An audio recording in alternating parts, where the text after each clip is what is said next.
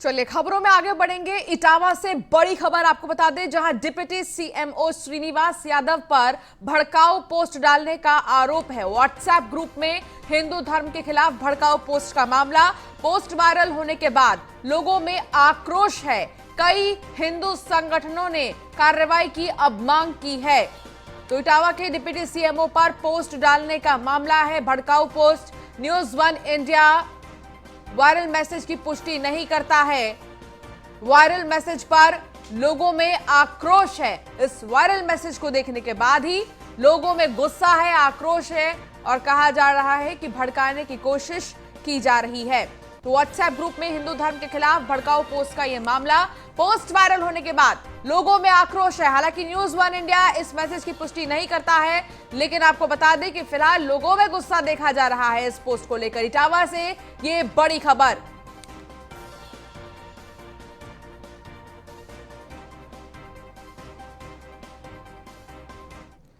आशीष श्रीवास्तव हमारे साथ जुड़ गए हैं। आशीष, क्या जानकारी मिल रही है इस पोस्ट को लेकर? आखिर इस मैसेज में ऐसा क्या है जो लोग गुस्सा हो रहे हैं, आक्रोश में हैं?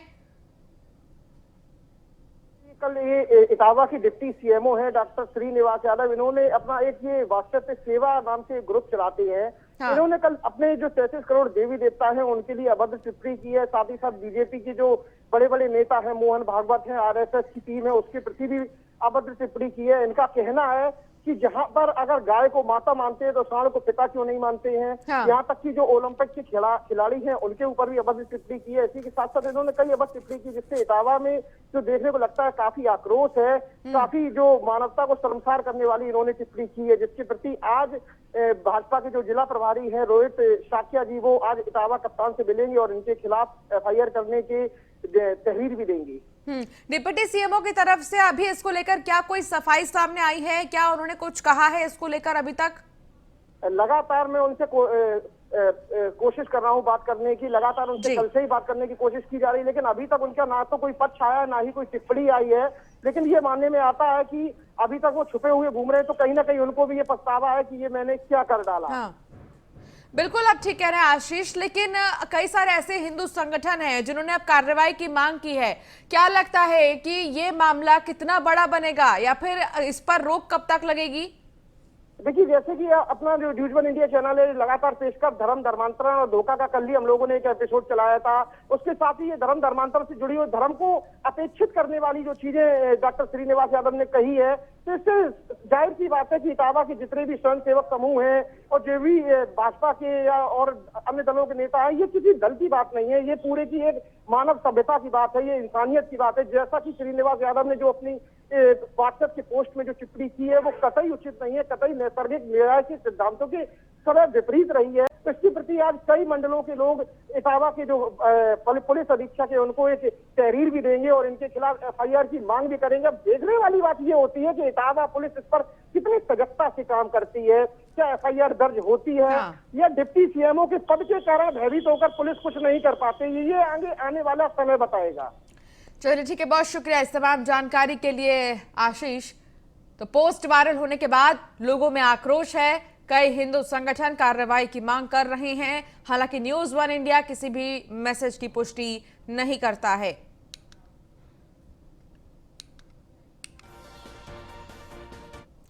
तो धर्मांतरण के मुद्दे पर योगी सरकार ने सख्त कदम उठाए हैं। गैंगस्टर एक्ट एनएसए के तहत कार्रवाई होगी। तो दूसरी तरफ यूपी एटीएस को दोनों आरोपियों की 1 हफ्ते की रिमांड मिल गई है। अब तक जो भी खुलासे हुए वो साजिश के तार पाकिस्तान और इस्लामी देशों से जोड़ते हैं। मामला गंभीर है, लेकिन सियासत करने वाले मानने को तैयार नहीं है। इसी पर देखिए एक खास रिपोर्ट।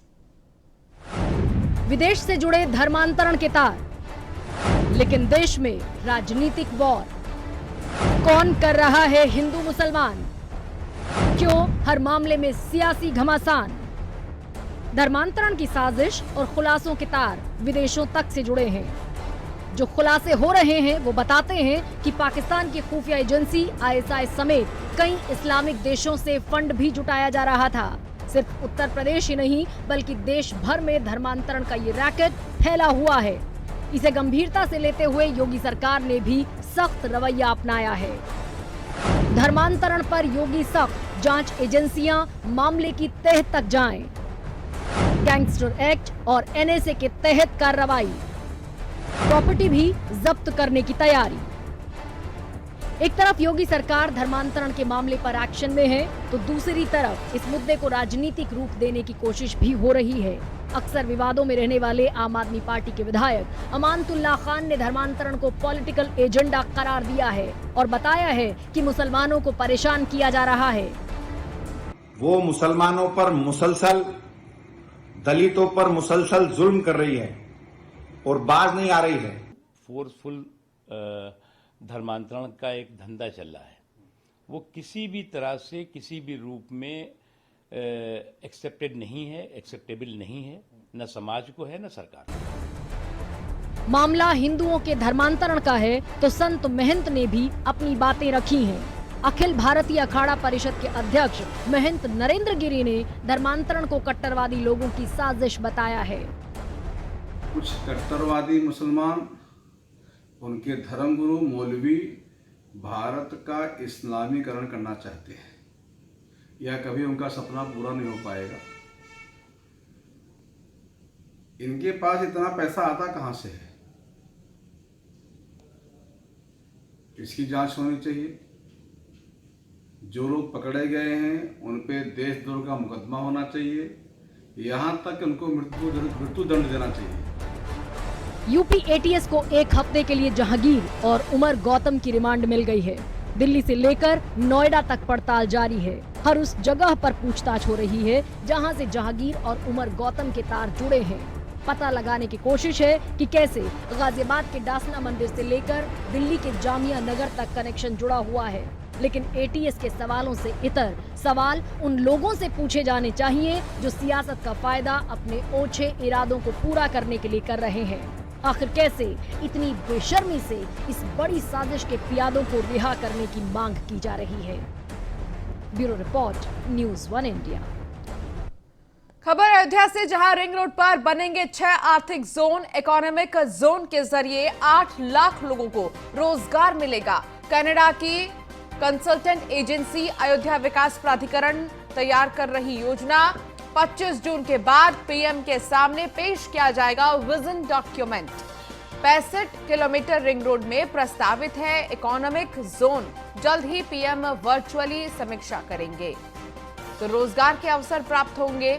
6 आर्थिक जोन बनाए जाएंगे अयोध्या में। रिंग रोड पर 8 लाख लोगों को रोजगार मिलेगा। रिंग रोड पर बनेंगे 6 आर्थिक जोन, जिससे 8 लाख लोगों तक रोजगार पहुंचेगा। और ऐसे में कनाडा की कंसल्टेंट एजेंसी अयोध्या विकास प्राधिकरण योजना तैयार कर रही है। 25 जून के बाद पीएम के सामने विजन डॉक्यूमेंट पेश किया जाएगा। 65 किलोमीटर रिंग रोड में प्रस्तावित है इकोनॉमिक जोन। जल्द ही पीएम वर्चुअली समीक्षा भी करेंगे।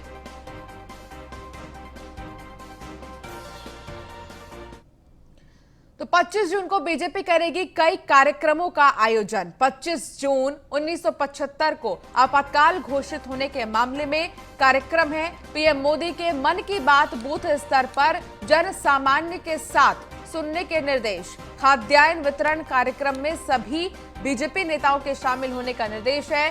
मंत्री, सांसद, विधायक, पार्टी पदाधिकारी खाद्यान्न वितरण में लोगों की मदद करेंगे। वैक्सीनेशन को लेकर संगठन ही सेवा के तहत लोगों को जागरूक करेंगे। तो लोगों को जागरूक किया जाएगा। 25 जून को बीजेपी कार्यक्रमों का आयोजन करेगी। 25 जून 1975 को आपातकाल घोषित होने के मामले में ये कार्यक्रम आयोजित किया जाएगा। पीएम मोदी के मन की बात बूथ स्तर पर पहुंचाया जाएगा। खाद्यान्न वितरण कार्यक्रम में सभी बीजेपी नेताओं के शामिल होने का निर्देश। मंत्री, सांसद, विधायक, पार्टी पदाधिकारी भी मौजूद रहेंगे। वैक्सीनेशन को लेकर संगठन ही सेवा के तहत लोगों को वैक्सीनेट किया जाएगा। तो 25 जून को और भी ज्यादा खास बनाने की कोशिश है। 1975 में आपातकाल घोषित किया गया था और इसी वजह से 25 जून को खास दिन बनाने की कोशिश भारतीय जनता पार्टी की तरफ से है। मंत्री, सांसद, विधायक, पार्टी पदाधिकारी खाद्यान्न वितरण में लोगों की मदद करेंगे। वैक्सीनेशन को लेकर भी संगठन ही सेवा के तहत लोगों को जागरूक किया जाएगा। नीलेश चौहान हमारे संवाददाता हमारे साथ जुड़ गए हैं। नीलेश, 25 जून का जो दिन है उसे बहुत ज्यादा खास बनाने की कोशिश भारतीय जनता पार्टी की तरफ से है। विस्तार से बताएं कि कौन कौन से कार्यक्रम उस दिन आयोजित किए जाएंगे। देखिए, बिल्कुल 25 जून 1975 को आपातकाल किया गया था। उसी आपातकाल समाप्ति को लेकर संगठन ने निर्देश जारी किया है कि भारतीय जनता पार्टी के जितने भी पदाधिकारी हैं, सांसद हैं, विधायक हैं, मंत्री हैं, वो 25 जून को जो प्रधानमंत्री नरेंद्र मोदी की मन की बात है, वो बूथ स्तर पर जाकर आम जनमानस के साथ उस बूथ बात को सुनेंगे। कहीं ना कहीं ये कहा जा सकता है कि 25 जून को उत्तर प्रदेश में, देश में तमाम जगहों पर विभिन्न कार्यक्रमों का आयोजन किया जाएगा। चाहे वो खाद्यान्न वितरण का कार्यक्रम हो, उसको लेकर भी सख्त निर्देश जारी किए गए हैं कि जो भी सांसद हैं, विधायक हैं, मंत्री हैं, उसके अलावा जो पार्टी पदाधिकारी हैं, वो जो खाद्यान्न वितरण का कार्यक्रम में है उसमें शामिल होंगे और लोगों तक सुविधाओं को पहुंचाएंगे। उसके अलावा जन जागरूकता अभियान भी इस दिन चलाया जाएगा, क्योंकि उत्तर प्रदेश और देश में जिस तरीके से कोरोना ने दस्तक दी, उससे कैसे निपटा जाए, उससे बचाव के क्या संसाधन है, सरकार की तरफ से क्या योजनाएं चलाई जा रही, तमाम चीजों को लेकर 25 जून को जागरूकता अभियान भी चलाया जाएगा। उसके अलावा सरकार की तरफ से और व्यवस्थाएं क्या है उत्तर प्रदेश के अंदर, देश के अंदर कौन कौन सी योजनाएं चलाई जा रही हैं, उनकी जानकारी भी जन सामान्य को देनी जो पड़ेगी। जो सांसद हैं, विधायक हैं, मंत्री हैं या जो पार्टी के पदाधिकारी हैं, कार्यकर्ता हैं, उन सभी के लिए दिशा निर्देश संगठन की तरफ से जारी किया गया है कि प्रधानमंत्री नरेंद्र मोदी की मन की बात जन सामान्य के साथ वो अपने अपने बूथ स्तरों पर जाकर सुने, ताकि लोगों को और ज्यादा संख्या में भारतीय जनता पार्टी के साथ जोड़ा जा सके। 25 जून की अगर हम बात करें तो 25 जून की तारीख को इतना ज्यादा खास बनाने के पीछे मायने क्या है, इसके पीछे का एजेंडा क्या है? देखिए, इसके पीछे का एजेंडा तो यही कयास लगाए जा सकते हैं, क्योंकि उत्तर प्रदेश में जिस तरीके से कोरोना ने दस्तक दी, उस समय उत्तर प्रदेश सरकार ने, योगी आदित्यनाथ ने जो काम किए हैं, तो कहीं ना कहीं वो आपातकाल स्थिति से निपटने का जो काम उत्तर प्रदेश सरकार ने किया है, केंद्र सरकार ने किया है, उन्हीं चीजों को देखते हुए 25 जून का दिन जो है काफी खास करने की प्रयास किए जा रहे हैं भारतीय जनता पार्टी की तरफ से। उसके अलावा अगर हम बात करें प्रधानमंत्री नरेंद्र मोदी की, तो उनकी मन की बात का जो कार्यक्रम होता है वो जन सामान्य के साथ सुनने के लिए कहा गया है। उसके अलावा उत्तर प्रदेश और देश में व्यापक पैमाने पर टीकाकरण का अभियान चलाया जाए, प्रत्येक व्यक्ति को टीका लगाया जाए, वो भी 25 जून को बड़े पैमाने पर शुरू किया जाएगा। उसमें भी नेताओं, मंत्रियों और विधायकों को, सांसदों को जुड़ने का आदेश दिया गया है कि वो जनता के बीच जाएंगे और लोगों को जागरूक भी करेंगे। बहुत शुक्रिया। फिलहाल आप बने रहिए हमारे साथ। नीलेश, भदोही से खबर सामने आ रही है। निषाद पार्टी के राष्ट्रीय अध्यक्ष संजय निषाद ने मांग की है। संजय निषाद ने बीजेपी से डिप्टी सीएम पद की मांग की है। डिप्टी सीएम पद का चेहरा बनाकर बीजेपी लड़ेगी तो होगा फायदा। पार्टी प्रदेश के 160 विधानसभा सीट पर चुनाव के मद्देनजर तैयारी में जुटी और ऐसे में निषाद पार्टी की तरफ से यह मांग की गई है कि डिप्टी सीएम पद दिया जाए। लेकिन ये देखने वाली बात होगी कि आखिर इस मांग को कैसे लिया जाता है भारतीय जनता पार्टी की तरफ से, क्योंकि संजय निषाद ने बीजेपी से डिप्टी सीएम पद की मांग की है। संजय निषाद ने बीजेपी से डिप्टी सीएम पद की मांग करते हुए कहा है कि अगर ये पद मिलता है तो बीजेपी फायदे में रहेगी। तो मैं तो बीजेपी से ही कहूँगा कि 70 साल से सब बिरादरी के मुख्यमंत्री लगभग जिनके ज़्यादा वोट हो गए हैं, ब्राह्मण, ठाकुर, कुर्मी, जो है व्यवसायी के, सारी बिरादरियों के जिनके पास वोट बैंक है, लगभग दलित हो गए, यादव हो गए, अभी 18% वोट निषाद होगा ऑन रिकॉर्ड 1937 की जनगणना, और आप उस पर गए 18% वोट तो मछुआरों का है। तो अक्सर नियमतः तो मछुआरे के बेटे के चेहरे पर चुनाव लड़ना चाहिए कि 18% वोट इकट्ठा आ जाएगा, और आप भी गया, एक ऐतिहासिक जीत भी है। और गोरखपुर में देखा भी है भारतीय जनता पार्टी ने वोट कैसा है अभी 2019 में, और 40 सीटों पर है। तो नहीं मुख्यमंत्री तो मुख्यमंत्री डॉक्टर संजय को घोषणा करना चाहिए और उनके चेहरे पर 2022 का। नीलेश, हमारे संवाददाता लगातार हमारे साथ जुड़े हुए हैं। नीलेश, निषाद पार्टी की तरफ से एक बहुत बड़ी मांग की गई है, डिप्टी सीएम का पद मांगा गया है और कहा गया है कि अगर ऐसा भारतीय जनता पार्टी करती है तो फायदे में रहेगी, बहुत ज्यादा कॉन्फिडेंस के साथ। अब आपको क्या लगता है कि आगे क्या कदम हो सकता है भारतीय जनता पार्टी का? फिलहाल इसको लेकर और भी ताजा जानकारी दें। समाज पार्टी की तरफ तरीके से ये मांग है कि संजय निषाद को उत्तर प्रदेश का डिप्टी सीएम बनाकर पार्टी अगर 2022 में चुनाव लड़ती है तो उसका सीधा फायदा भारतीय जनता पार्टी को होगा। उन्होंने साफ तौर पे कहा है कि 160 सीटों पर निषाद समाज पार्टी जो है उत्तर प्रदेश में चुनाव लड़ेगी।